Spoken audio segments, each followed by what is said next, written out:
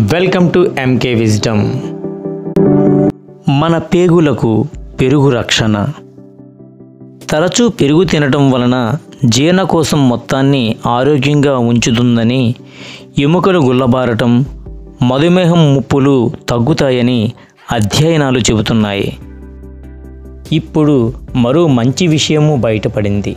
వారానికి 2 అంతకన్నా ఎక్కువ కప్పుల పెరుగు తినేవారికి పెద్ద పెరుగు క్యాన్సర్, ముఖ్యంగా కుడివైపున వచ్చే క్యాన్సర్ ముప్పు తగ్గుతున్నట్లు తాజా అధ్యయనంలో వెల్లడైంది. పెద్ద పేగులో ఎడమవైపున వచ్చే క్యాన్సర్ కన్నా కుడివైపున వచ్చే క్యాన్సర్ తీవ్రమైనది కావటం గమనార్హం.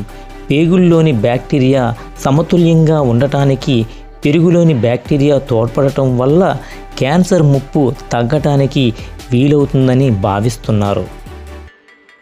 ఆహారం, పేగు బ్యాక్టీరియా, పెద్ద పేగు క్యాన్సర్ మధ్య గల సంబంధాన్ని ఈ అధ్యయనం మరోసారి గట్టిగా నొక్కి చెప్పింది.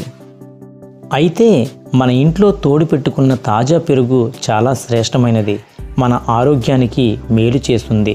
బయట మార్కెట్లో దొరికే పెరుగులో క్రిమి సంహారక మందులను ఉపయోగిస్తారు, అందుకని అవి మన ఆరోగ్యానికి హాని కలిగిస్తాయి.